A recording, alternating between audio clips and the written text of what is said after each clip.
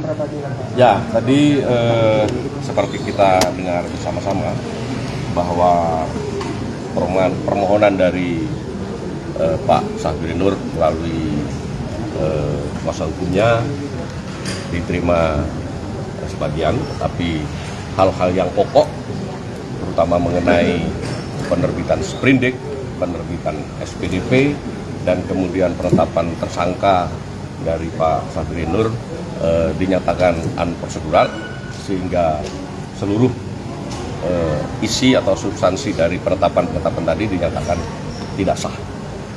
Sehingga oleh karena itu tadi juga kita dengar sama-sama terkait dengan melarikan diri, kemudian terkait dengan pemeriksaan absensia, itu pun sudah dipertimbangkan dengan cermat tadi oleh majelis, yang pada intinya kita dengar sama-sama bahwa Pak Gubernur tidak dalam status untuk melarikan diri karena tidak ada surat penetapan untuk melarikan diri, apalagi tentang DPO, sehingga proses perkara ini tetap diperiksa.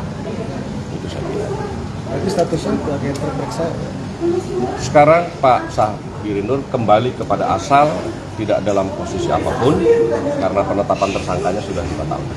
Berarti sesuai dengan KUHP biasa Pak, jadi ya, klarifikasi dulu saksi kemudian ya, tadi hakim juga mengutip beberapa pertimbangan, kemudian beberapa pendapat ahli, bahwa karena Pak Syahbiri Nur ini adalah dalam status tidak tertangkap tangan, ya, karena ketika itu kan beliau tidak ada, sehingga tidak dapat dikatakan sebagai tertangkap tangan.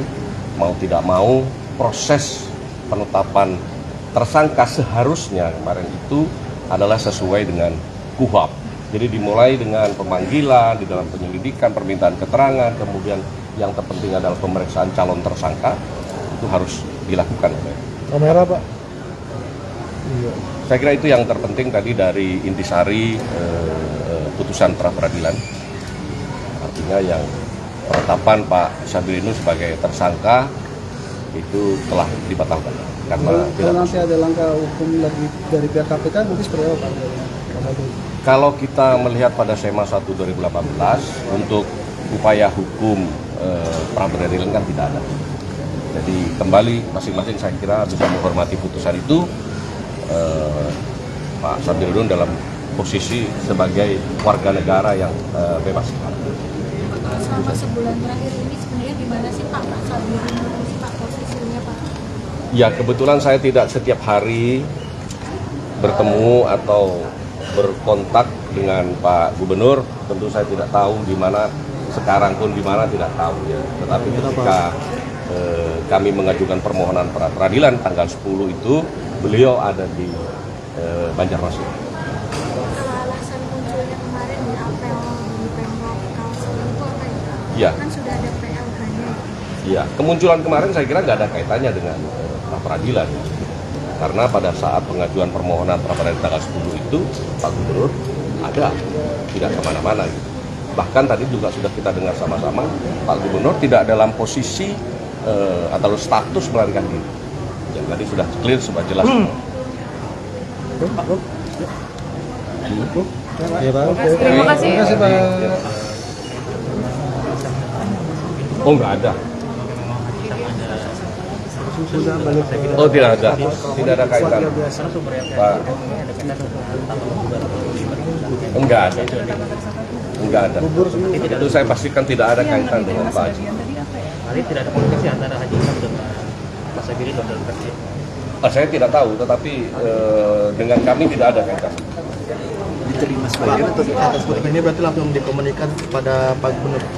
Tentu ya. Saya kira melalui kawan-kawan pasti beliau sudah tahu nanti ya bahwa ini permohonan sudah dikabulkan. Pak, Pak, terkait ini kan secara formil administrasi saja ya, artinya KPK bisa membenahi administrasinya, tapi tidak apalagi dua alat buktinya udah didapat kan terkait substansinya secara materinya perkaranya. Ya, kami tidak bisa mengomentari itu karena ini zonanya zona pra peradilan, jadi tidak berbicara soal pokok perkaranya. Tapi nanti kami akan juga pelajari nanti. Artinya untuk penetapan tersangka selanjutnya oleh KPK bakal melakukan praktik lagi, Pak? kita pikirkan nanti, belum tahu ya. Sepanjang tidak prosedur tentu kami mempunyai hak untuk pengajuan pra peradilan.